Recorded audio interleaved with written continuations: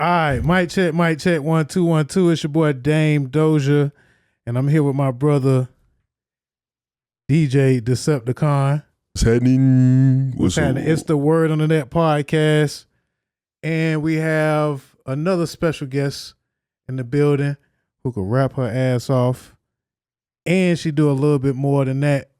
You know, not only that, she also is stunningly beautiful. But I'm gonna let y'all be the judge of it from one of these videos that we finna check out. I haven't really watched too many of your videos, so this is gonna be a first time that I watched this one in particular. But let's go ahead and get into it because life is different. For sure, for sure. Ice the Gemini.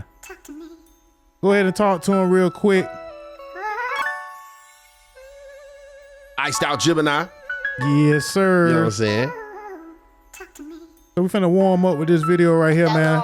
I feel like I'm battling between the past and the present. A gift and a curse, not understanding the blessing. Yeah. Everything's a lesson, right? So tell me why that little girl Pops got killed and now she can't sleep at night. Living in the war zone, every man for themselves. But they say a community's supposed to help. I started fucking at a young age. My attitude changed, education wasn't priority. Yeah, I turned to rage. Mom started riffing, talking about how I'm different. Yeah, I'm searching for love, other niggas will listen. Money was the ruler or evil. All I had to do was act like a kid, then them niggas believe you. Played the little mind games, niggas started throwing change. Had a nigga with a hoopty, had a nigga with a range. Had a nigga in the hood, had a nigga living good. Only thing they had to offer was some bread and some wood. Okay. I ain't see past that, living in the moment. They say the future is yours, baby girl, just own it. So I started shaking for some cash. Society made me feel like I was just tissing some ass. A coke and a smile, mixed with a little Henny. After a few shots, I ain't noticed the Remy. 1942, that nigga looking cute. Tall, dark, and handsome. I'm thinking like, ooh. Yeah. Yeah. Okay. Just sit and talk to me for a minute, y'all. Yeah. Hey, y'all switched it up. Nice.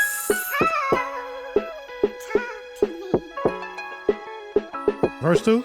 9 months later, I can't even recall. Stomach all swole like I'm carrying a ball. I was having a ball, but I can't remember what he looked like. All I know, it was December. Late night, date night, I really said no. Liquor was all in me, I was ready to go. But he had other plans, he was grabbing my hands. Head spinning fast, all I seen was the fans. I said stop, but he kept going.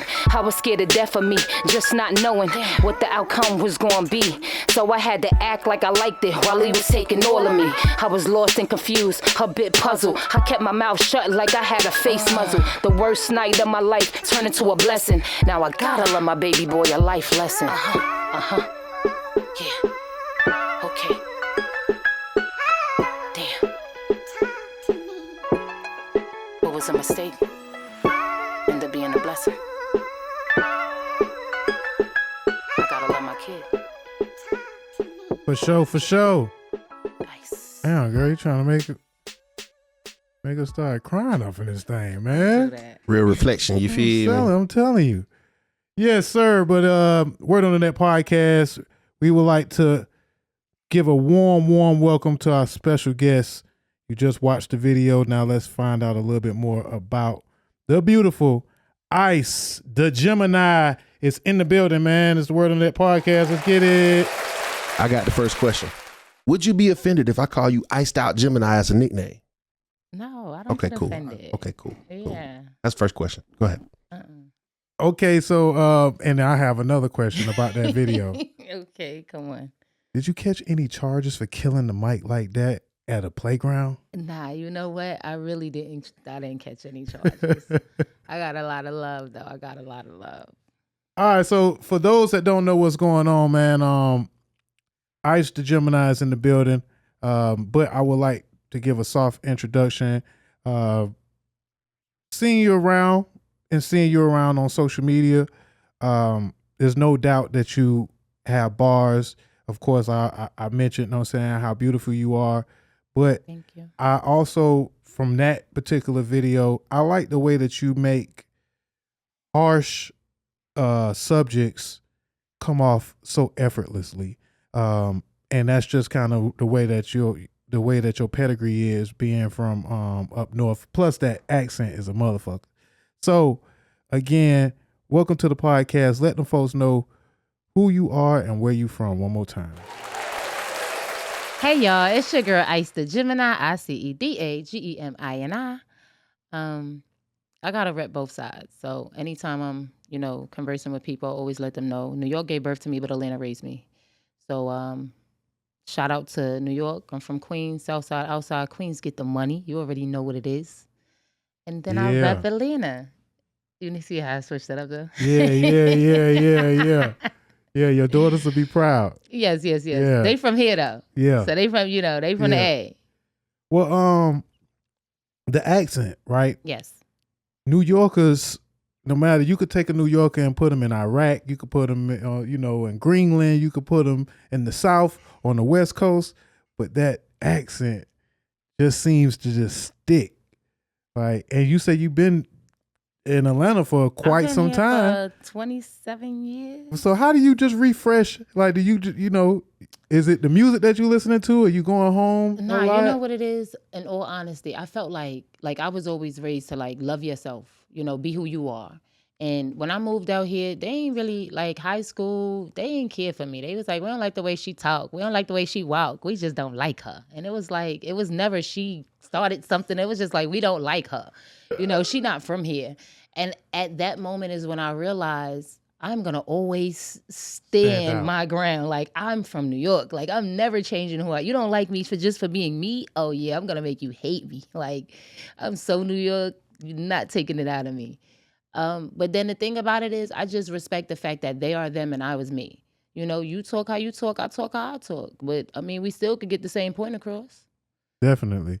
And I mean, it's something that I say as a guy, me personally, it's something that I find interesting. I find it attractive, and sometimes it can be intimidating, and sometimes it can be kind of annoying. And I'm just talking all about all at once, all those things at once. And if I could just explain, it's because it comes off as aggressive. Like when it's sweet, it's sweet and it's great. But then at certain times, like when y'all mad.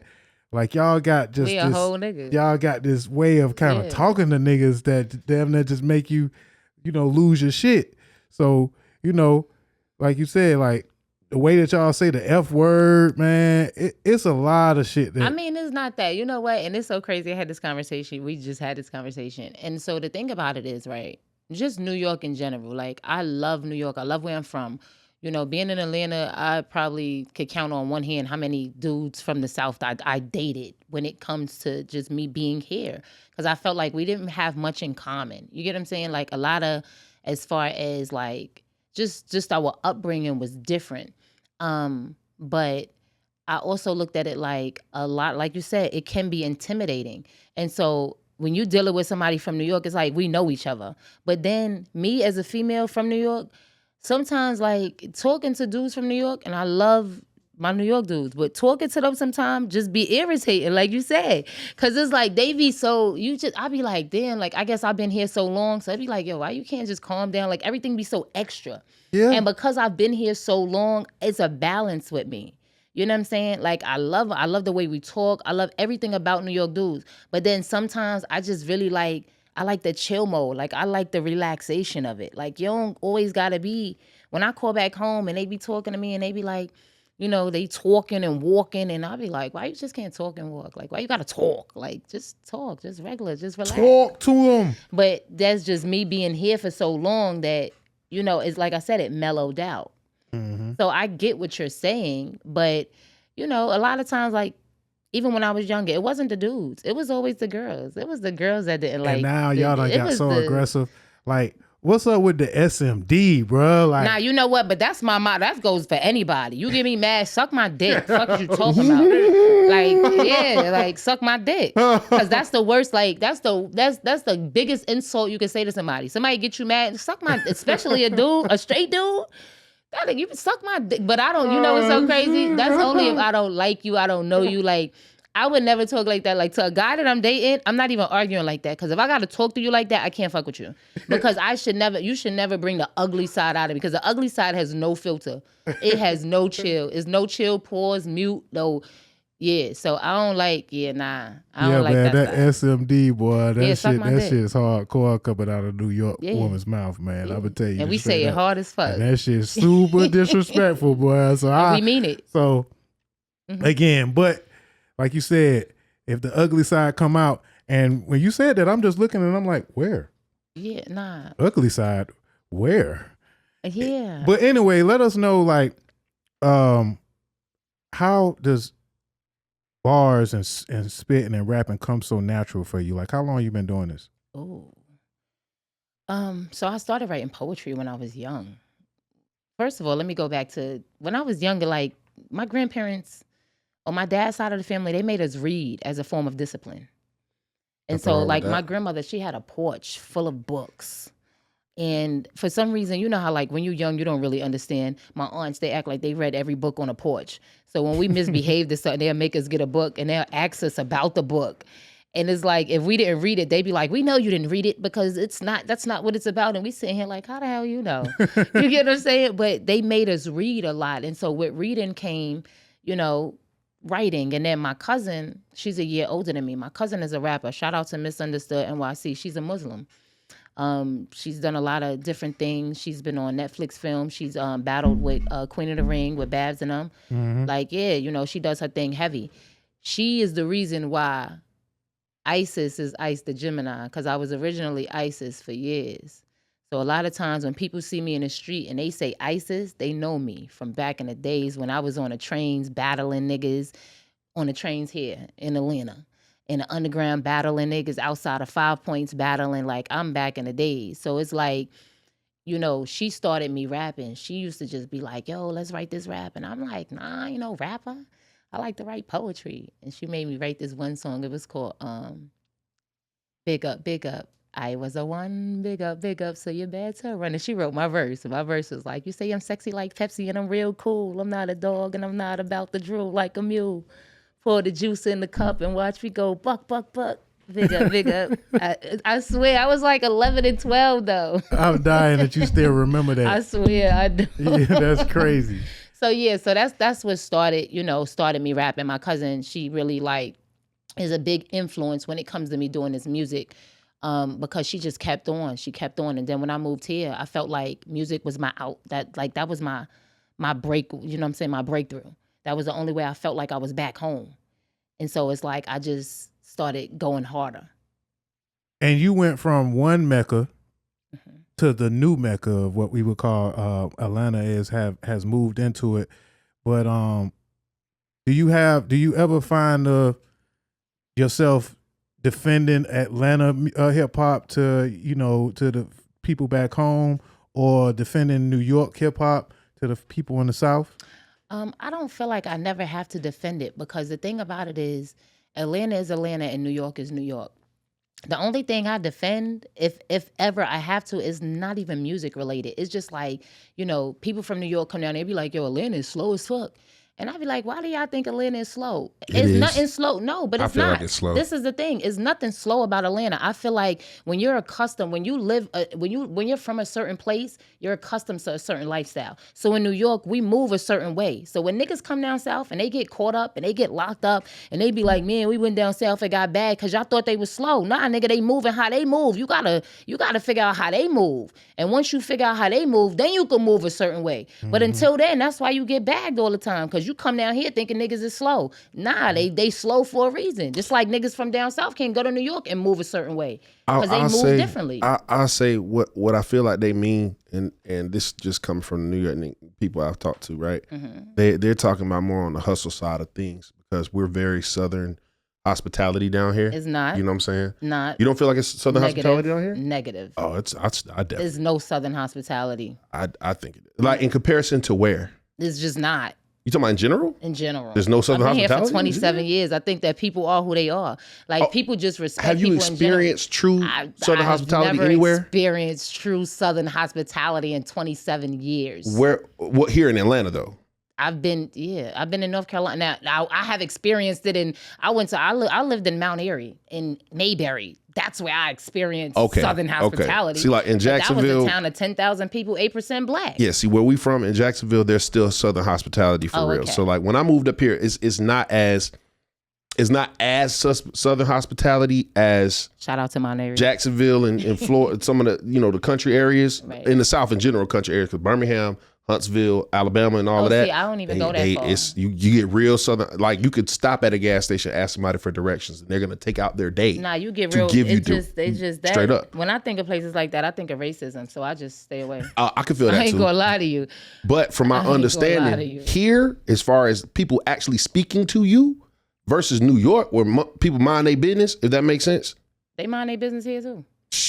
Nah, people speak here. You No, get they really- support here too. As an artist, you get a mad support here compared to a lot of places up north. That's what I've been told, and Midwest too. No. Like I told, they hate on what each it other is? so Let bad. me say this: I get support wherever I go because I support people when it comes. So I can't. I'm feel not that. gonna sit here and be like, nah, they don't support me.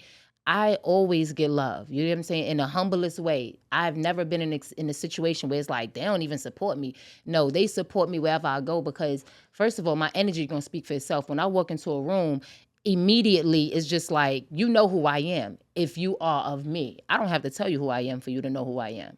You get what I'm saying? So when it comes to this music stuff, I literally, like, I feel like because I've been doing this so long, I'm like a vet, like I'm a coach. So I sit back and I be watching and I be looking at the errors and, and depending on the type of energy you give off, once you show me love, and it typically happens this way, then I feel like once I watch, because they always want me to watch them. After they see me, they be like, you gonna stay here and watch me? And so that's letting me know you want to know what I think. For sure. And if I'm sitting here watching, once you get off a stage, or even if, like, I had this one girl, she had performed at this one joint I went to, we was talking before we even got to the performing part.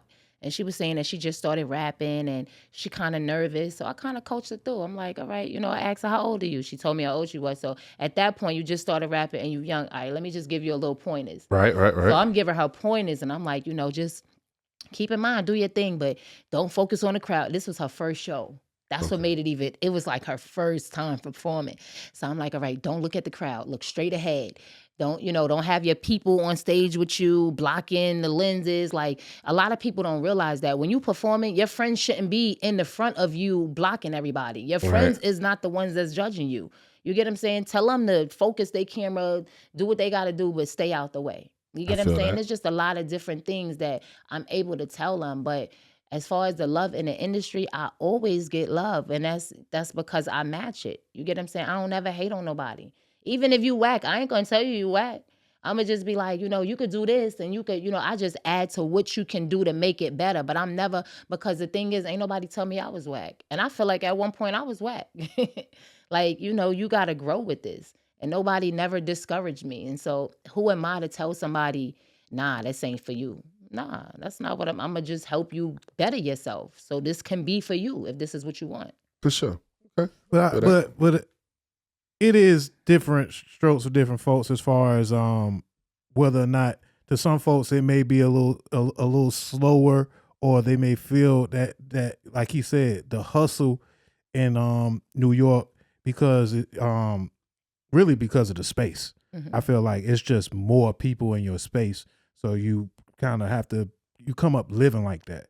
And in Atlanta, with everything being so spaced out, there's a lot of folks that never even rode public transportation or anything like that. So from a city perspective, you look at that and be like, oh, y'all ain't really going the extra mile to get it, like a person in the amount of money too, well, like how much money you make, like the normal median income in New York in general, for even the poor is pretty different. It's a lot. Nah, it's a lot in comparison. It is different, right? But see, this is like, I wasn't raised rich, right? Like, my mother made the struggle look good. You get what I'm saying? As far as like New York being crowded, let me say that first. I always tell people I don't visit home often. In 27 years, I've probably been home 7 times. No lie. And so the thing about it is, I feel like when I go home, like right now, you get 3 days out of me. 3 days after, I'll be like, I'm ready to go, because New York is a place where you gotta instantly be angry. Yeah. You gotta automatically just be on an aggressive side. Like I said, we're aggressive. Yeah, see, you gotta it's different. And so it's like, because I've been here so long, I learned to relax, right? And because I've learned to relax, when I go home, it's just like, everything is just like They on edge. You know, people come near you, it's like, yo, why is you so close to me? Like, I don't know you, like, don't. And so you gotta snap out of it. Like, even when I'm here, my New York, like, I don't like people playing me close. Like, I am so, get away from me. Like, I don't know you, get away from me. But people be pickpocketing and bigger cities in general. London, I just seen it on my board page in London. I just don't like people in my space, period, because it's like, you don't need to be that close to me. I don't know you, why is you that close? Right. And so that's just something that I was taught growing up. My mama just always taught me, like, you know what I'm saying? Just, mind your space, right? Mind your space. Don't be in people's space. There ain't no space in the South. Sometimes people be quiet. So it's like, even if I'm online, I'm in a right now. I'm in the supermarket, and if I feel like you even this close, yo, why is you so close to me? Do I know you? Are we shopping together? That's when the New York comes out of me. But the thing is, and that's a lot of that has to do with being a woman too. Yeah. A lot of times being a woman, people will take that for granted. And it's like, because like, you know, men, even females, it's like they play you close. I feel like you playing with me. Like you trying to see what I'm going to say. Get the fuck away from me. Like, don't be that close. You don't know me. And then you got to when you get that serious, like, then they be like, oh yeah, she not one of them. Yeah. See, like, she not one of them. Like in New York, would you ever in your life leave your house unlocked all day? Hell no. See, okay. But I wouldn't do that here. Where I'm from in Jacksonville? Nah, in North Carolina, in Mount Airy, swear to God. But that's what we mean. They leave the door wide open. That's what they saying by slow. That's what they mean by slow. When they come down here to Atlanta and places like Atlanta, you got one or two people that are like that still here. I've ran into them. I don't know why they would be that way.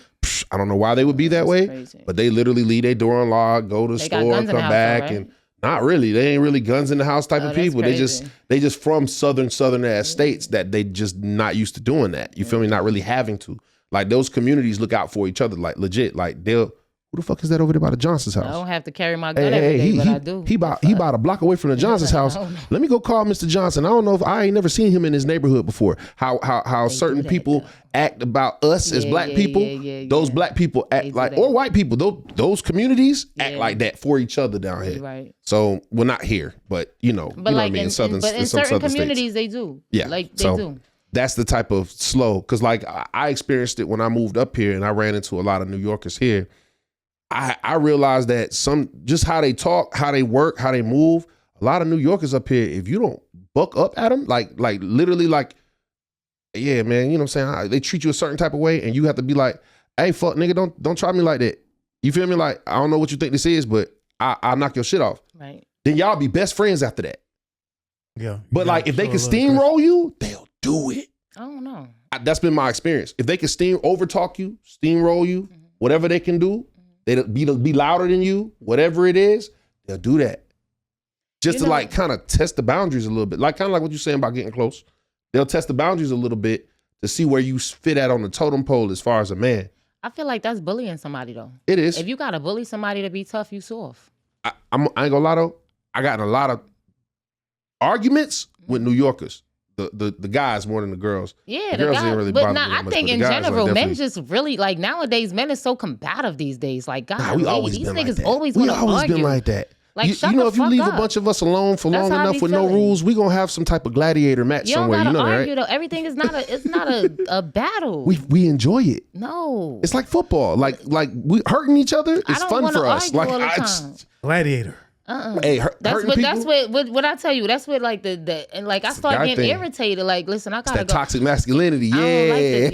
Yeah. Like maybe at one point I used to be toxic, right? We toxic. I ain't mind arguing at one point, but these days the older you get, excuse me, the older you get, you be like, man, nobody got time. What you say? All right, I'll holler at you in a minute. You gonna call me misogynistic, but I don't be feeling like it's a woman's place to argue with a man like that. I'm not arguing. That's what I'm saying. These days in time, I'm not arguing with nobody. Yeah, I don't think it's a man's place to argue with a woman either, though. Let me be specific. That go both ways. I don't feel like as a dude, you really should be arguing with your woman. You should do your absolute best to talk to them, not argue though. Like a man yelling and so forth. I'm guilty of it, just like every other man I know. I done had a yelling match with my girl, mostly when I was younger. That's what I'm saying. But as I got older, it was like okay, you could recognize that they're acting out of their emotions because they're emotional creatures. You have to take some of your emotions down. Somebody has to be the bigger person. Somebody got to be the bigger person. I feel like a lot of times, and I said this earlier, I was talking about this earlier on my live, communication and comprehension runs in the same form. So it's like in order for us to be able to communicate, we can agree to disagree, right? But somebody has to be able to communicate and somebody has to be able to comprehend. You understand? I can communicate with you, but are you comprehending what I'm saying? And in order for you to comprehend what I'm saying, then we're actually getting somewhere. But if you don't comprehend what I'm saying, or I don't comprehend what you're saying, now we're no longer communicating. We're going back and forth. We're arguing. Now it looks like we're being combative. And it's like, so at what point are we going to have a clear understanding? So now, boom, in relationships, that has to happen. It has to. Period. Well, in order for it to work, any communication has to happen. Right. I'm gonna tell you like this. This is why barbershop conversations happen, because we don't be caring. This is the one place where a man could be damn near completely illogical. You feel me? And talk to other men, and they'll let him be illogical just for the sake of the argument, just to argue about it. Like what we was talking about earlier. I ain't bringing that up on the podcast. Right. But what we was just talking about earlier, and me and him going back and forth about it. That Donald Trump, we go back and forth about that all the time. You know what I'm saying? But we do it for the sake of the argument. It's like flexing a muscle. I don't even feel like y'all was arguing. I just feel like y'all was just a debate. Differences of opinion. Differences of opinion, debate. So, but it's a difference between arguing like at work. You get what I'm saying? You have to be able to communicate and comprehend. In a relationship, all of that all forms in the same. It falls in the same category. You have to in any and everything that you do. Friendships, relationships, workships. All of that, you have to comprehend. You have to communicate to comprehend. Right. Now, I heard you mentoring, another younger artist earlier. Do you, in general, like just how we were just talking, do you take your time out as a woman to mentor younger women in, it could be in your family or out of your family, on a regular basis, and give them these jewels of wisdom that you've achieved over the years? I'm going to get spiritual with y'all real quick. All right. So in all honesty, I have to tell people when I have a conversation with people in the physical world, I'm a human being. I'm just like you, and you. You understand? So if I get into an argument, I curse somebody out, fuck you, suck my dick, all of that dumb shit, right? Right? Yeah. But the reality is in the spiritual world, I work for God. And because I work for God, I have to sympathize. And I have a heart. And it's just impulsively, I'm a very impulsive person. But with my heart, I move first with my heart. So it's like if I see something wrong, I'm gonna go help you. I don't even care. It tells God told me I have to do it, and I can't question. I've been in numerous situations where God said I had to do it, and I just did it. Like literally, I probably was. Let me give you an example real quick. One day I was driving Uber. I used to drive Uber. Drove Uber for 7 years. So I had a passenger car. I'm over there for Camp Creek, taking them to Regency Park, literally. And this lady is in the middle of the street trying to push her car. She looked like she's about 5'3", trying to push her car out the middle of the street. And I'm watching all of these cars go around her. Everybody's ignoring the fact that this lady is trying to push her own car. And then I see a little head stuck out the back window, right? I'm like, nah, I can't be watching this. So I told my passengers, I'm like, yo, give me a second. I got to go help her. Instantly, turned the car off in the middle of the street, put my gun on my hip, boom, go to the car. I'm like, hey, can I help you? She was like, yeah, if you don't mind, can you just drive the car and I'll push it? Instantly, 5 motorcycle dudes pop up. They get off the bike. They come help us. Boom. They take her to, we put her to the side. So she's like, I'm going to be honest with you. I ran out of gas. I don't have any gas money. I'm like, well, I got to go because I got passengers in the car. I'm sorry, I can't help you. I ain't have no cash on me. So I get in the car. They literally going a minute and a half away. The whole time I'm like, God, I don't feel like it. But God is like, you got to go check on her. I'm like, I don't feel like it. Literally having this conversation. So I end up going to check on her. So I pull up to the gas station. So I pull up to the pump. She's at the pump already. She made it to the pump. So I'm like, hey, are you good? And she looked and she was like, you was the lady that just helped me. And I said, I am. She was like, I'm not good. So I said, hold on, I'm going to pull up. So I pulled up on the other side of the pump. And I was like, everything is going to be all right. And she was like, it's just so much going on. I said, come on, give it to me. I don't know this lady. And so I hug her and she's crying on me. She's crying. She's letting it. I'm like, let it all out. And at this point, what I'm doing is transferring energy. I'm taking her energy and I'm giving her my energy. And I know what I'm doing. And so she stopped for a minute. She was like, I'm so sorry. I'm getting snot on you. And I was like, you good. I can wash my clothes. So we started laughing. She was like, can I just hug you a little longer? I said, give me all of what you have. Like, transfer it to me. And so she was like, oh my gosh. I said, did you get your gas? And she was like, yeah, somebody gave me $10. I said, okay, what I'm gonna do is I'm gonna fill your tank up so you'll have gas for the rest of the week. And I'm not saying this because I want clout, because I never spoke on this. I never spoke to that. I probably told 1 or 2 people, but it's not something that I share with everybody because I feel like God uses me. And it's not for me to tell people what I do, but this is something that happens regularly. And so, her son, he wanted something from the store. So I was like, let's go in a gas station. Bought them the snacks. He wanted the little brother that wasn't even with them, but I didn't care about that neither. So she was like, who are you? She was like, my mom sent you. I said, I just work for God. She was like, no, I know who you are. I said, I know who I am too. She was like, where did you come from? I said, listen, I was just sent to you. I don't know. God told me you needed me. She was like, my mom. I said, your mom probably somebody sent me for you, and I was here for you. That's it. She was like, can I have your number? I said, sure. Promise you. I checked on her to make sure she made it to wherever she was going. Never heard from that lady again. I wasn't expecting to hear from her because my job was to do exactly what I did that night, and that's it. I was there. I was supposed to be there. And I have a lot of stories like that. And so I look at it like when it comes to just me helping people on a daily basis at work, I just started this job 2.5, 3 weeks ago, maybe 2.5 weeks ago. They had me training a new girl on Monday. And the girl, like, she got overwhelmed and she started crying. I was like, why are you crying? And she was like, I don't know. And I was like, your anxiety. I was like, just calm down. It's okay. We was talking more like, I like to teach people. I like to watch people grow. You know what I'm saying? I don't like people to I'm not a hater. Like, I want you to be great. Like, I'm one of those people. It's been a full moon, and a lot of people don't understand. They identify a full moon with bad luck. Full moon is not bad luck. It's just the season is changing. A lot of times when there's a full moon, you'll notice a lot of craziness is happening, but there's a lot of craziness because there's so much energy being transformed, and it's just like all over the place, right? But really, when it's a full moon, you're supposed to pray on it. It's a new season coming. You have to pray for what you want in this new season. You don't speak about anything negative, anything that happened that was crazy yesterday. Yesterday, I got into an argument with my mother, my father, my boyfriend. You don't talk about none of that. You speak about everything you want in this new season. And when you speak about everything you want in this new season before that full moon closes, then the universe is going to respond. Respectfully, I say the universe. I don't identify with no religion. I believe in God, but everybody else believes in everything. He's just one person. I don't argue that. It's your business. But, the universe responds to what you have prayed on, and you will get it as long as you are doing what you have to do as a person. Being God's servant. Right. And taking in the energy and regurgitating better energy. 1,000%. Yeah, that I actually felt like I needed to hear that, to be honest with you. And that kind of, I don't know, that kind of got me reinvigorated a little bit, but I want to kind of like pivot that energy to the music. Okay. And along with the Life's Different song that we heard at the beginning of the podcast, that what you were just talking about, I want to know why that can't be translated into music and used effectively to the masses.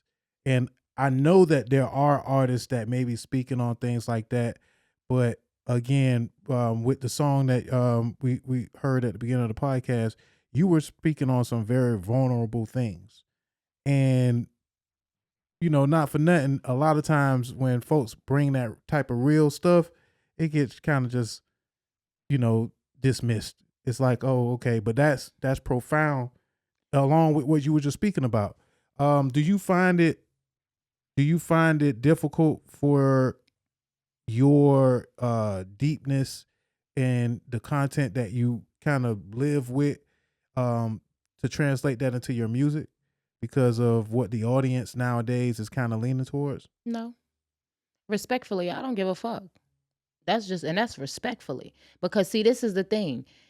Even though I rap and I'm hip hop, it may be somebody that goes to church. It may be a Christian. It may be a Muslim that, choose to listen to my type of music at some point in time. Yeah. You get what I'm saying? It may be a country artist that choose to listen to my kind of music at some point in time. So my music doesn't only, target, a certain type of people or a certain group of people. You get what I'm saying? I talk about stuff that everybody can relate to. So for certain people to feel like they don't like it and then you're entitled to that's fine too. You get what I'm saying? I'm not going to stop making my music because my thing is I can't satisfy everybody. I'm not here to satisfy everybody. I'm just here to make some people, if not everybody, that, you know what I'm saying, understand, relate, feel like what they're going through is not just them. I talk about stuff like life's different. I've never experienced that. That's not my story. What I did was I literally just sat down and I thought of something. First of all, the beat talks to me. And the beat told me I need to tell a story. And so once I started telling a story, once I finished the first verse, I'm like, it'd be an ill plot twist if I just talk about her meeting a dude and he actually raping her. And that's how she ended up having a baby. That'd be a crazy plot twist. Why? Because people actually go through that. They go to the club, they meet guys that they like, and they trust them in that moment, and they think that he a cool person, and then they go home with him, and they telling him no, and in some form it can be misleading because it's like you allowing him to kiss on you, but you only want him to go to a certain extent. And now that he doesn't want to stop because he got a hard on, you want him to stop, and realistically, he should respect your no, but he's not respecting your no, and now he's taking it. You get what I'm saying? And you don't know if he's gonna kill you or what. So you're allowing this person to violate you, but realistically, it's like we have to take accountability. You put yourself there.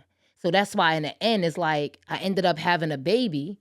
You know what I'm saying? Like what was a bad situation turned out good because now I gotta love my son, right? You get what I'm saying? So it's like you just gotta take accountability. Accountability coming from a woman's mouth. Now that's a special conversation. That's a special word. And I don't know if that. At what age do you feel like you really developed accountability, like mentally? Well, not developed. I ain't gonna say developed it. You appreciated accountability. Okay, so at this point, that means I'm telling my age. I'm never ashamed to tell my age. So at 40 is when I started taking accountability. Okay, so I'm not. Look. So it's been about 2 months. Hear this and hear me well. I ain't getting married till after 40 for sure. No, okay? I swear. All right, I'm gonna have to be like I always end up dating somebody 5 years younger Let me than tell me. So you. I'm gonna be 45 when I get married. Steph, Apparently. I'm telling you the God's honest truth. I told myself, I said when I turned 40, like my 30s was like, I ain't gonna lie, from 30 up into 39 was a whole fucking challenge for me. I played in the circus heavy. So what happened is because I played in the circus from 30 to 39, I told myself once I reach 40, I don't know who you are. Like that, literally that 30 to 39, I don't even remember that shit. Like, excuse me, what? I don't even remember what happened at 39. The reinvention. Like literally, I was like born again. And I was like, once I reach 40, like you can't tell me nothing. Excuse me, what? Oh yeah, I'm not arguing with you. I got things to lose. Oh no, I'm sorry. No, what? When I go to work, I'm talking about seriously, like they be at work, they be like, you come back quick for your 15 because I got money to make. They said 15, they ain't say 20. What's wrong with you? Accountability. Like I'm talking about this just your age matures you though. You get what I'm saying? It's not about because people be like, oh, you too old to be acting like that. First of all, I'm not. Like I'm never too old to knock your motherfucking head off. Don't ever get it twisted. But I got more to lose. So I'm gonna sit here and have a talk with myself. Like I live in my head. And that space sometimes ain't always safe, but sometimes it's the safest space for me. So, I just be like, all right, let's just chill out for a minute. We got shit to lose. Think about the 2 girls. Think about life. All right, you got that? Cool. You would have caught me 6 months ago. I'd have knocked your motherfucking head off 6 months ago. But 6 months later, it's like, I don't want no beef. You won. But I feel like there's a gap and there's a space for that type of content. And of course, like we all like to have fun. We all like to enjoy different things about life, even if it's on a more negative kind of point of view. But because I celebrate the negative, but I also try to balance it out with some of the positive. And some of the things that you were speaking of, it reminded me of not to age the podcast out, but it just reminded me of a different era in music when because it was kind of like Brenda Got a Baby or Eve or Lauren, Missy, and there are artists that's out right now that do come with that type of energy, but it kind of gets overshadowed by I feel like it doesn't. I just feel like as an artist, we don't go as hard as we're supposed to. Accountability.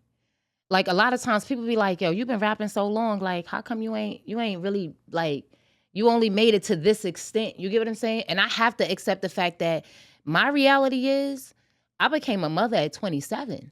You get what I'm saying? So my life kind of stopped because now I had to learn something new. It wasn't about my music anymore. And then 27, I'm a mom. And then 30, I'm a mom again. So from 27 to 30, now 30 with 2 kids, who got time to mute? Like, I write, but I don't really have time to invest in my music like I'm supposed to. You get what I'm saying? I don't really have time to go to these shows because I'm learning how to be a parent now. And not only am I learning how to be a parent to 1, now it's 2. And these are 2 different personalities. These are not the same kids. You get what I'm saying? One requires this, one requires that. Then you got to make sure you go to work because as a single parent, at the time, Dad he wasn't active. I always tell, like, when I'm talking about my kid's father, it's like he was consistently inconsistent at one point.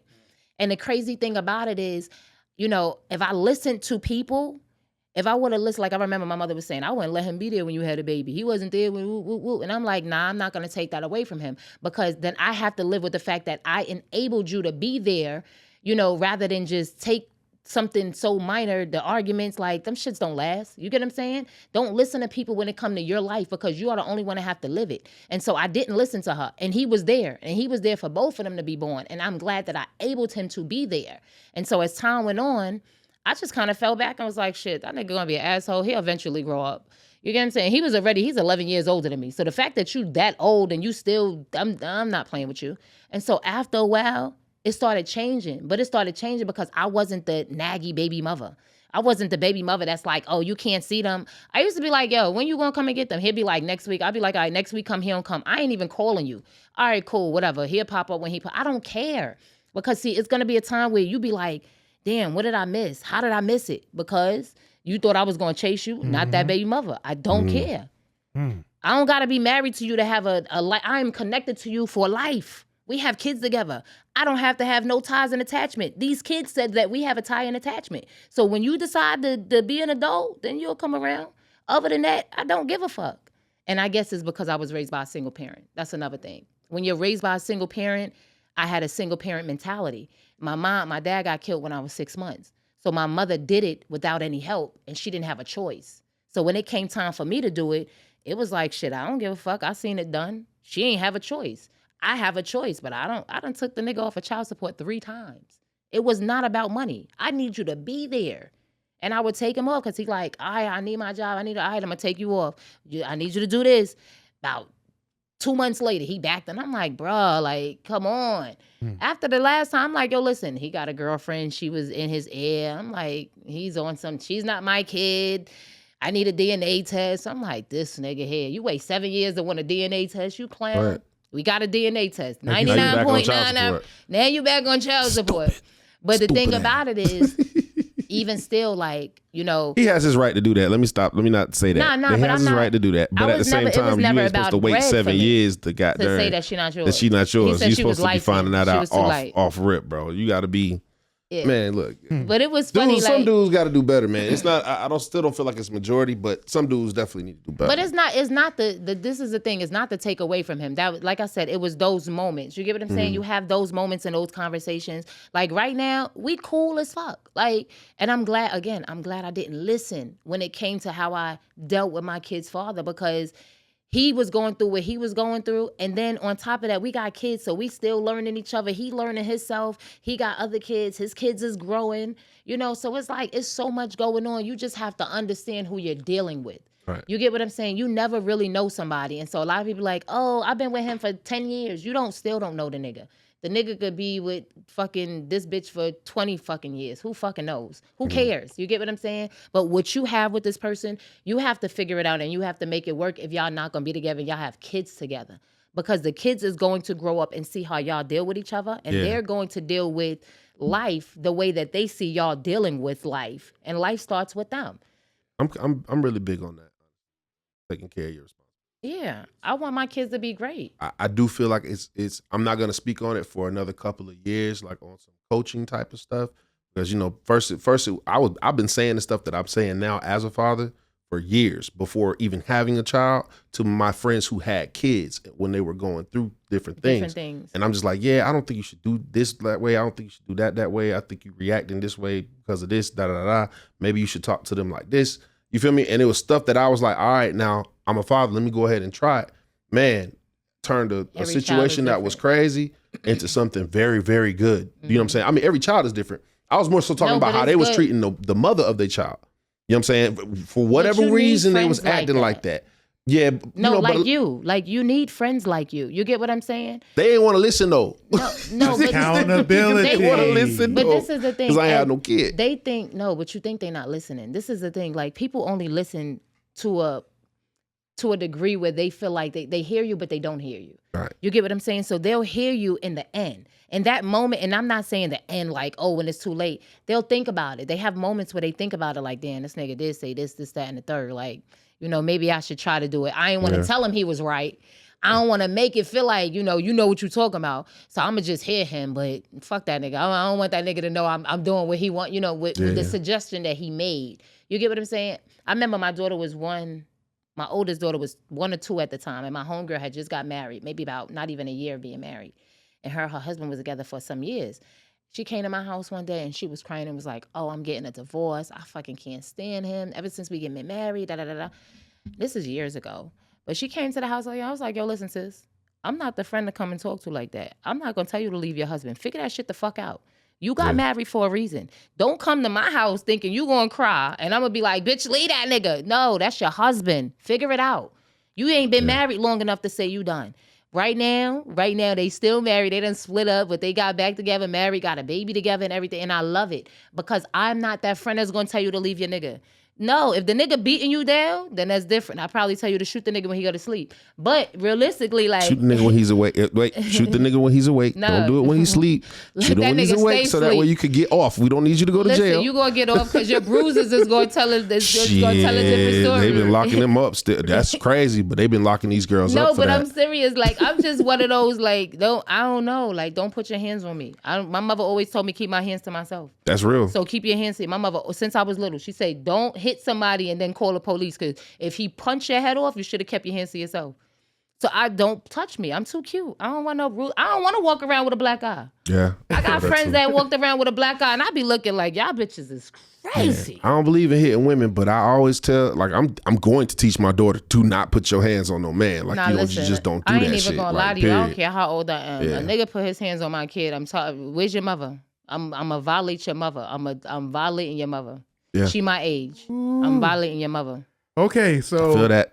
I feel there's that. a couple of keys that we've been gathering here, and we getting into some real good conversation. I Okay. just want to point out those key points of to communicate effectively. You got to communicate, but there has to be some comprehension in the communication. Yes. And accountability can come whether it comes with age, whether it comes with responsibility, or whether it comes inherently. Accountability is a beautiful thing, and don't run away from it. And I want to also say that the 40s is a great time if you are blessed to make it that far. It is. Don't there's times where you'll let the fact that your age kind of get you down or hinder you from wanting to dream or go for certain goals. But I'm gonna just say, like, the 40s to me is the best of times because you feel like you experienced that certain things. You still should be looking pretty good, still feeling pretty good, but you got to take care of yourself at the same time. But it also can be one of the most painful times in your life because there's going to be plenty of people that you're going to possibly lose. Pains in the body. So for me, it's like it's a great time different. and it's a hard time all at the same time, but I'm loving it. And I'm loving the light that you found for yourself when you reached your 40s. I remember us having a conversation right before your birthday, and you was just really excited to enter this new chapter in your life.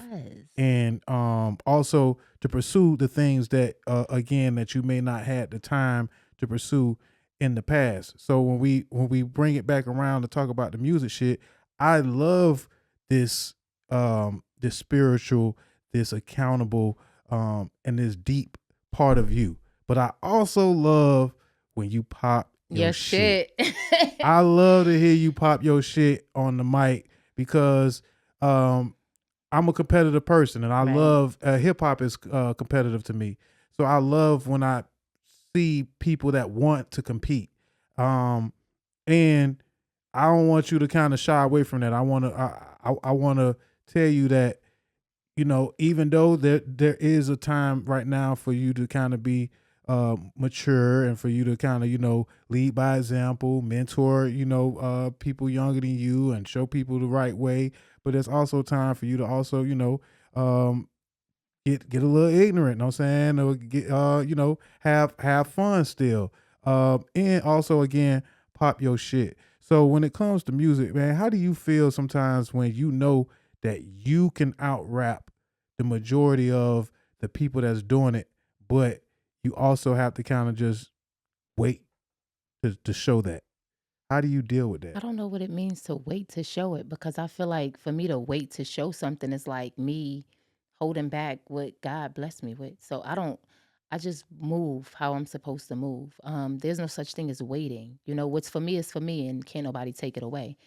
So as far as that, it's just being humble, just allowing life to happen, knowing your place and position. Like, I'm talking to you guys right now, but at any moment when I get on stage, Ice the Gemini is a whole nother vibe. Like, I'm that savage. You get what I'm saying? I get into rap mode. So it's like you got to be able to turn it off and turn it on. You got to be able to play with it. You understand? And so as long as you can balance it, you're good. Yeah, because I was about to tell you, fuck being humble. Know what Nah, I'm nah, saying? nah. You know what? It's just a balance with it. Like, I tell people, I know I'm dope. You get what I'm saying? And I know that I'm dope. However, it wasn't overnight. You get what I'm Right. saying? It came with a lot of, you know, You can be humble and promote yourself, and I do. and that's what And I I feel do like. promote That's myself. what that is. You know what I mean? One thing, I promise you, a motherfucker could say anything they want, but what a bitch can never say is you can't rap. Like, you can say anything you want to me. You can't rap and you ugly. Those are the two things you could never say to me. Like, excuse me, what? Like, I wasn't even born ugly. I came out the vagina looking beautiful. Fuck is you talking about? You understand how you do it? I popped out her motherfucking pussy talking about, hey, shit. So yeah, nah, I'm sorry, excuse me. Baby pictures to prove it. Had good hair and everything. Yeah, nah. What do I'm you like sorry. more, performing or creating? Both. And You know what? I like both, right? But um, yeah, I like both. Like, when I'm on stage, it's home. Stage is home. For some reason, it's just like when I step on stage, I feel like relieved. Like, this is where I belong. And I be chill, but the thing about it is, I don't be having songs where it's like I gotta jump all over the place. I don't feel like I gotta prove my point and jump all over the place for you to get it. Like, I can, I make music that we can relate to. I make music where to have somebody sitting like, damn, like that shit is my childhood. Or damn, I remember my homegirl went through that. Or, damn, I'm living that right now. Or I got a song called Everlasting Love. And it literally is like, I feel like that's my happy ever after song. So that's gonna be my song in the end, where it's like me and my husband, like I'm talking like we married. You get what I'm saying? Type song. So I make all kinds of music for everybody to relate to. You know? Okay. cool. So this Gemini thing, right? Mm-hmm. When is what, like you said? All right, so there's Ice the Gemini. Mm-hmm. That's usually when it's time to go, when it's go time. What is the alter? Well, I guess that is So the you got alter. Lashana, Shana, and at one point you had Isis, but Isis is Ice. So I used to be called, when I was 15, I changed my name to Isis. Isis, like the almighty Isis, beautiful African princess, Egyptian goddess. Yeah, I was Isis for years. And then my kid's father is a legendary DJ. Shout out to Flash. Ain't no secret. And so Flash, one day we was talking about my music, and Flash like, L, you can't keep Isis. It's too much going on with the world. You gotta change your name. Like, you need an acronym. Like, you don't got no nickname for short. And I'm like, well, my homeboy called me Ice. He like, all right, Ice. Ice, like, so we gonna do Ice. I'm like, all right, but what we going, like, what it stand for? So we on the phone trying to figure out what it stand for. So I'm like, I challenge everything. A lot of people don't know that. ICE acronym is I challenge everything, the Gemini. So it's ICE the Gemini. That's what ICE stand for. Okay. Yeah, I like that. And so that's where Ice came from. And I was driving Uber one day, and my passenger was like, Ice, it's just Ice. He was like, and so I'm like, well, I always go by the Gemini, but I'm just Ice. He was like, no, keep Ice the Gemini. Like the white boys told me. So I was like, all right, shout out to him. I don't even remember his name. But like he encouraged that. Comment your name underneath the post. If that's what you gave your name. And so he was the one that was like, Ice the Gemini. And I was like, I'm going to run with it. And so I just ran with that. Yeah. Like this, it goes for the advice. People give you their advice and you either take it or you just, ignore it. I listen when people talk to me. Nothing happens by accident. Everything is divine purpose. So I feel like it's a reason when people come into me.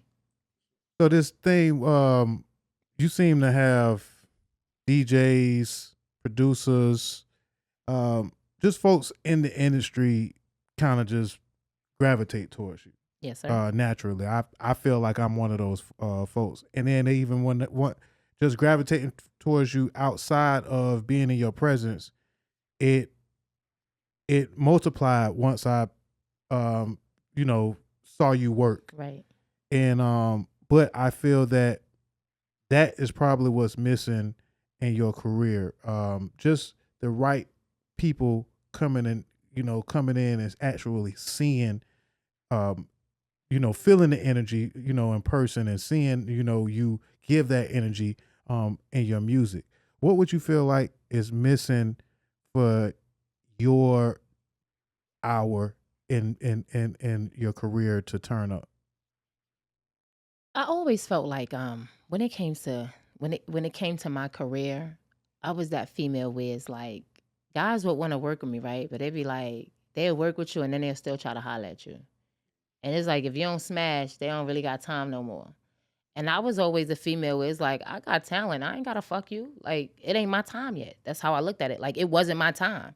And so even now, I feel like I know so many people, and I always said, I had this conversation with somebody once before, because it's like, oh, if you don't got no money, you ain't gonna make it. And I was like, who told you that? I was like, oh no, your talent can open doors. If you got talent and people see your talent and they know that you're worth the investment, they're going to invest in you because you a bag.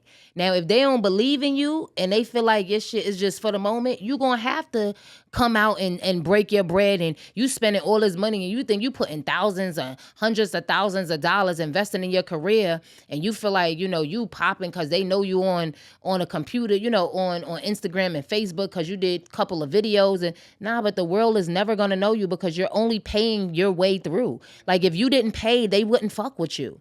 You get what I'm saying? And so humbly speaking, when I go to these shows, like literally DJs hit me up like, yo, Ice, we having a showcase. I want you to perform. Don't even worry about the coverage. Like that's love. That's where they know you have good talent. That's where they like, yo, we trying to push you. We trying to make sure they see you. Shout out to DJ Funky. Because when I went and I was able to perform, and the reason why I performed at the Coalitions is because I won that competition. You understand? And when I won that competition and I was able, and they paid for me to perform with the Coalitions, the Coalition showed mad love. DJ Funky showed mad love. And it's like, because of DJ Funky, it opened more doors. Shout out to all of the DJ Coalitions in Tennessee. DJ Coalition had me on a, you know what I'm saying, on a joint with them. All of the DJs was there, like, they fucking with me just based off of one person that seen potential and talent in me. You get what I'm saying? When you have talent, they will fuck with you. It's not about you fucking. You ain't gotta pay your way. If you ain't got bread, it's gonna be something. I'm not saying you gotta pay for something. You get what I'm saying? You always gonna have to pay for something.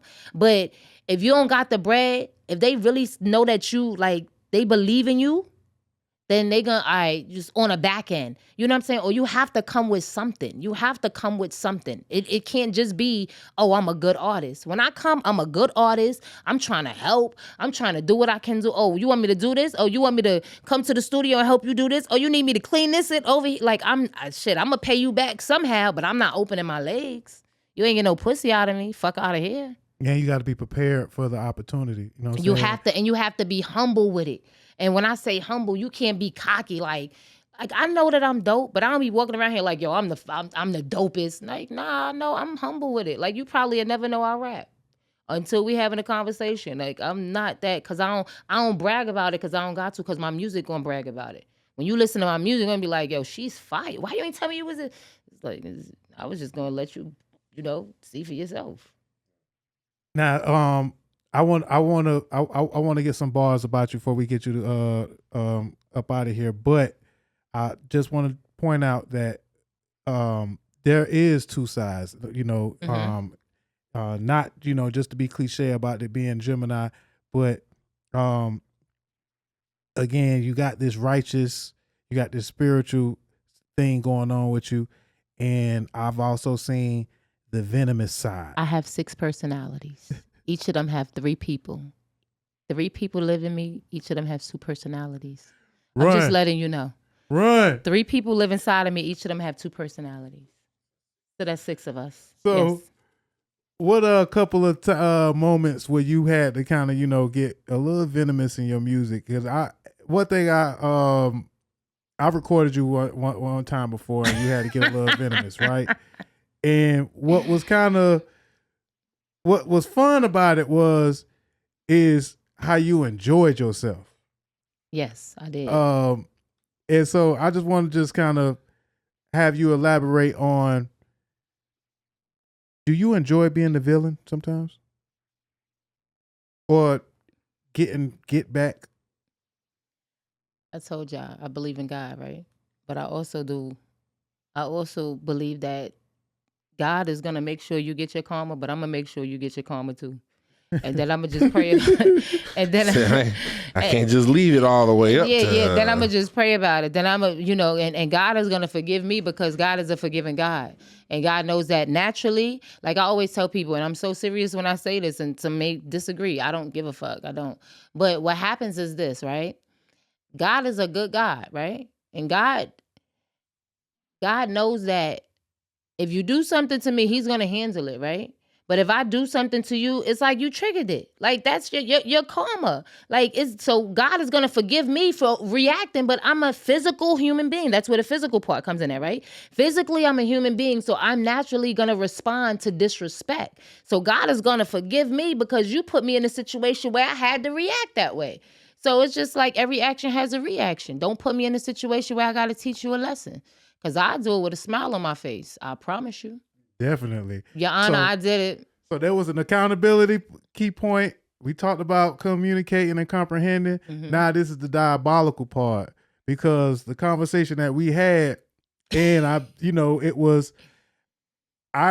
she literally was saying something, I'm paraphrasing, but it was, I will find your weak point, befriend your weak point. Oh, you know what's so crazy? You wasn't even here. Oh, you was here that day. I think I was here that was day. Her. That was the truck driver. Oh. Without specifics, I just found it diabolical how you just had that mastermind mentality of like the way that you was going to strike. You was going to strike a weak point. That's only because I was violated. And like you was going to be a sweetheart to get, your get back. So even if you have to be super nice, or you have to kind of, I'm gonna be super nice. But see, this is the thing, and a lot of people got to realize that just about people in general. Once you cross somebody or you hurt somebody, you get what I'm saying? It's like realistically, you have to think about, don't want to be my friend after you violate me. Don't want to be my friend after you violate me. Because if you my friend after you violate me, you're fucking out of your mind. You're out your mind. Like, because if you do something to violate me, like, I'm going to be your friend to get you back. And then I'm not going to, I'm going until I feel like I'm completely done getting you back. I'm going to get you back. Don't be my friend after you violate me. And that's not the God in me. Hey, that's the physical in me. That must be some Queen shit, because that's some 50 Cent. I'm gonna get you back, and I'm gonna get you back with a smile on my face, like I told you, you played with the wrong person. Like you should have learned the first time. You ain't learned the first time. Yeah. Well, again, beware, but this Gemini can get diabolical, and it could be a Queen's thing, because y'all got some diabolical icons. That's just the New York in me, but I tell people a lot of times people just think it's like, in New York it's like, oh, y'all just talk. Like I don't just talk. I warn you. Like you think what you want to think. You get what I'm saying? If you feel like, like, oh, you just talk shit, all right, cool. I want you to challenge me. I challenge everything. I want you to challenge me. Like, I really don't just talk, so it's cool. Like, that's the other side of me. That's why I be like, I'm chilling. Like, yeah, I'll violate you. Don't play with me. So as far as music Play with me, goes, dog. can you give me your 5 favorite music icons from Queens? Nah, not from from Queens. I could give you my 5: Jadakiss, Remy Martin, Eve, Jay-Z, Biggie Smalls, Baby, Ghostface. I mean, shit. Foxy. I fuck with Foxy. I fuck with Kim. I like both of them equally, to be honest with you.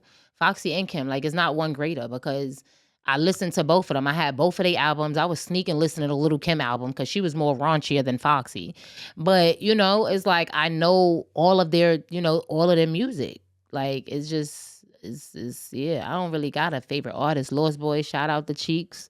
You know what I'm saying? Rest in peace, Ty Leaky, Freaky Ty, all of that. Yeah. Okay. What South about side, outside. I what said about that. down south? You I was trying to gonna ask challenge you. that? I was gonna ask you the So this is the cliche. thing, right? Give me your female artist, but fuck that. You know what I'm saying? I want to know what you was coming with New York, and I also want to know what the So I'm influences gonna do is. down south real quick. I ain't gonna lie, only because, and I've been knowing him for a million years. You know what I'm saying? Shout out to Pastor Troy. What up, Troy? You already know what it is. You know what the vibes is. All right, what's up, man? Yeah. So Troy, I fuck with Troy heavy. PT Cruiser. Yes, PT Cruiser. I like T.I. No, you know who I fuck with though? I fuck with Lil Baby. Like, Lil Baby is just, it's his delivery, it's his voice, it's just, his shit be popping, for real, for real. You know what I'm saying? That's current. As far as like back in the days, I listened to Lil Outkast here, Lil Goody Mob here, but I wasn't like really like a fan. No disrespect. I wasn't a fan though, because I was still learning the Southern culture when it come to music at that time. Mm-hmm. You get what I'm saying? So it's not really a lot of Southern artists that I could be like, yeah, I fuck with him. But as time went on, I started learning and understanding, you know, Southern music and you know, they artists and how they rock and things like that. Okay, so 2 more. No, I can't. Oh, okay. I ain't even gonna lie to you. I ain't can't gonna front. because it's not a lot of Southern artists that I listen to because that's not my culture. And it's like I tried giving it a chance, but like, for example, I listen to Troy, and the only reason why I listen to Troy, shout out to Peter Street. I met Troy when I was 23. I was working at Slice on Peter Street. I worked there for 2.5 years. So Peter Street was lit back in the days, but Troy Studios across the street. So, you know, of course he frequented. And then as time went on, we built a friendship. And so, you know, Troy is like, I know Troy. So a lot of times when it come to his music, that's why I know him personally. So it's like, that's a different field. Yeah. As far as Tip, you know, T.I. was with Drama back in the days. Shout out to Drama. I knew Drama when Drama was in the flea market selling his mixtapes. You get what I'm saying? Like, DJ Drama was back then, you know, running with T.I. Five Mics was trying to get put on, fucking with, you know what I'm saying, Grand Hustle. Shout out to Clay. Rest in peace, Clay. I love Clay. Oh my gosh. I was so hurt when Clay died. When he was in a hospital, I was texting him like, you are not in a hospital. You are going to make it out of this. You get what I'm saying? A lot of times people don't realize, like, I know a lot of people. I just be quiet on the people that I know. And a lot of these people are, you know, close. Like, this is family. Like, me and Clayton had numerous conversations where I'll call for advice. You get what I'm saying? And he be ready to curse me out. Like, what I tell you about that dumbass shit? Like, Clay will curse you out real quick. You get what I mean? But these are people that I've bonded with and I've connected with over the years. So I have a friendship, a family ship with them. And I say Right. family ship because, hell, I'm closer to a lot more of my friends than my family. And I'm close to my family, but it's like I talk to my family, my friends more than I talk to my family on a day-to-day basis. I can relate. You get what I'm saying? So that's my family ship. You get what I'm saying? So that's just how it is. Okay, so let's manifest real quick. Let's On manifest. the producer level, what producer would you like to work with? You know, any producer in the world. Any producer in the world? Scott Storch. Got Storch. I want to work with him. You know what? You could get one more, but you know that. Who else? Dr. Dre got some dope ass beats. I fuck with Dre, right? Who else? I don't know. It's a lot of local. Like they not even like celebrities. Like I mean, not famous producers type shit. But it's a lot of people I fuck with. Like I've linked on BeatStars where they beats be crazy. I can't really, and I hate that I can't think of any producer's name off the top of my head. But I know if like I scroll through my phone type shit or scroll on my Instagram because there's a lot of them that I do follow that I respect. Um, but yeah, that's just off the top Yeah, of the yeah. head. That's just for a couple of them. Definitely, those are some good choices. But I like the Zaytoven got fact- some dope ass beats. And the crazy thing about it is like I gotta like my cousin is connected to Zaytoven, right? And he like, yo, like, you know what I'm saying? I'm like, connect the dots. And I even the crazy thing about it is a lot of these rappers, like, I've personally like communicated via Instagram with them, a couple of artists out here. But it's like they hit you with the same thing, like everybody want a bag. You get what I'm saying? And I get it, but I'm not the artist that's gonna give you $5,000 to give me a drop. Fuck out of here. Like I'm Not a a fan. drop, a drop? A drop, not even a feature, a drop. Fuck out of here. Like, yeah, I'm never that hype over nobody. But shout out to Jadakiss. I met Jada like mad times throughout my life. Jada is mad dope in real life. Like in real life, Jadakiss is, but it's a Gemini thing. I think it's a twin flame. Well, you know, co-signing ain't really what it used to be in the game anymore. You know, co-signing used to take you a long way, or doing a certain feature with certain folks used to kind of open doors. But now I don't really feel like it has the same effect. So I can understand where you're coming from with that. So what we got coming next? I know we've talked about music, but before let's talk about these skits and your acting and, you know, things outside of music that you're into.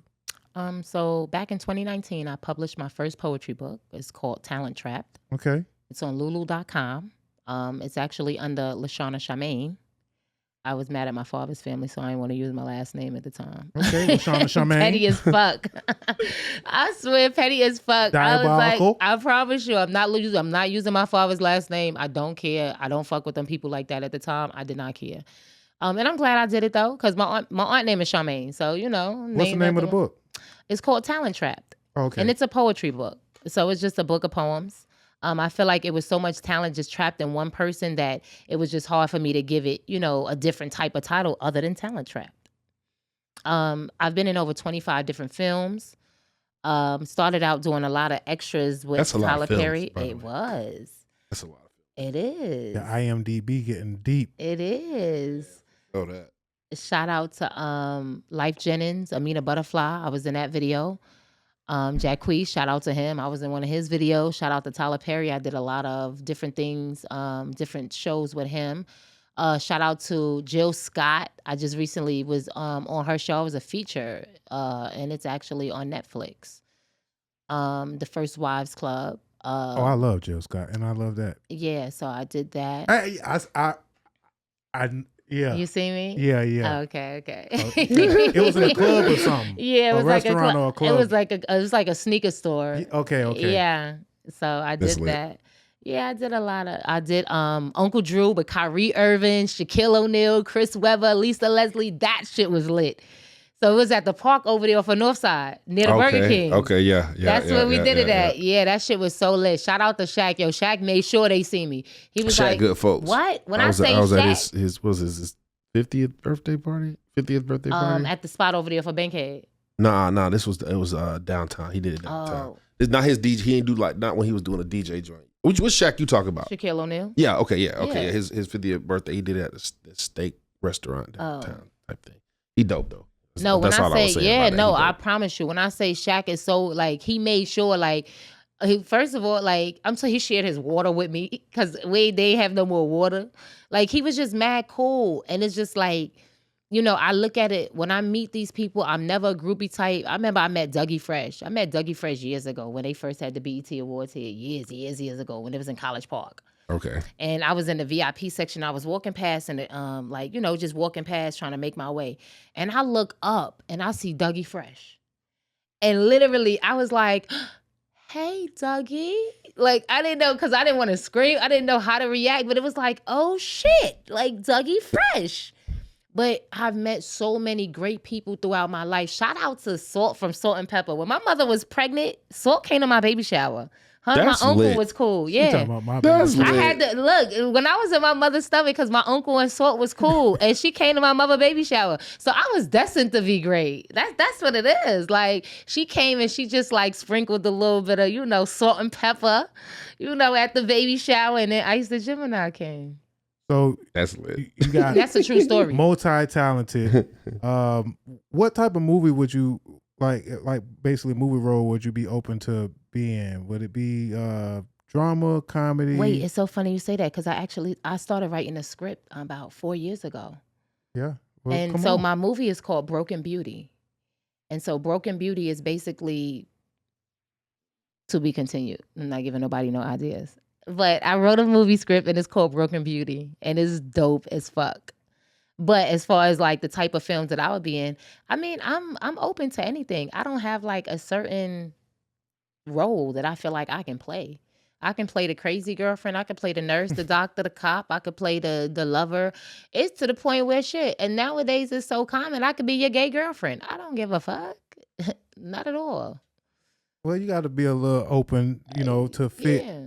the director's I'm okay vision. with that. Mm-hmm. And don't sleep on that script because you are kind of inspiring me as well because I just feel like there's just so much that I'm capable of doing, and it's just so much going on. But you in your way. You got to get out your way. Right, I got to get out of my own You way. gotta get out your way. So after I finish my stint of being a pod master, then we got to get out there and do our Spike Lee thing. We might get out there and do our Dr. Dre thing. Let's But do it.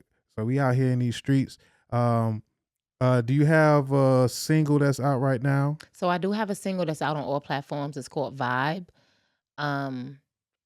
I'm working on dropping another single soon. I'm preparing for the video. But yeah, that's the only single I have right now. And when I perform, it's so crazy. You see Talent Trap. When I perform, it's so crazy because over one. Yeah. I kind of like, I know that I have a lot of dope songs, but the next one is gonna be something crazy.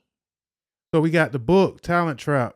Go get that. It's available On lulu.com, LULU.com. on lulu.com. The poetry, we got the Vibe single, and hit her up for the skits, movie roles, and she write as well. But you just actually, multi-talented, and you just got a really, really good spirit, and Thank you. and I appreciate you coming on and hanging out with us and telling us a little bit about yourself. But there's since I challenge everything, Yes. I challenge you to give us a little bit of bars. You down to rap? Give us about a good We could good do 8, something. We a could good do 8 or 12 or something We like could that. do something. All right, so We Let could me do pull something. up We could this do beat. something. and pull up this beat, man. All right, so Gemini, you got any shout outs or anything to ask her for?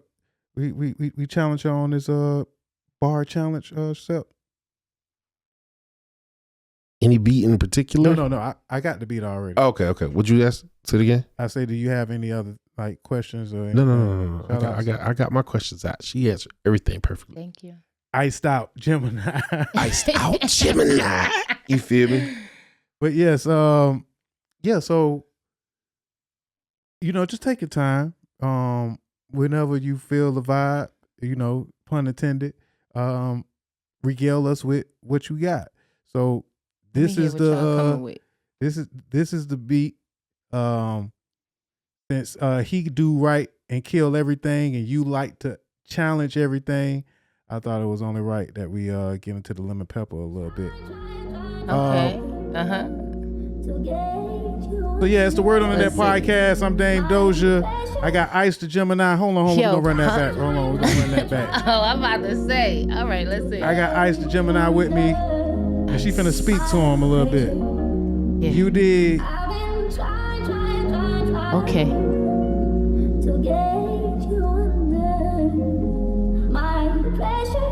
Let's go. I understand we on a different level. We got different goals. I chase the bag and you out chasing different holes. I've been trying to understand why I should have left a long time ago. These damn soul ties. They said lead by example. My faith different. Every time I walk in the crib, you on another mission. I speak clearly. Never could you hear me. Your ego so big, you ain't trying to understand me.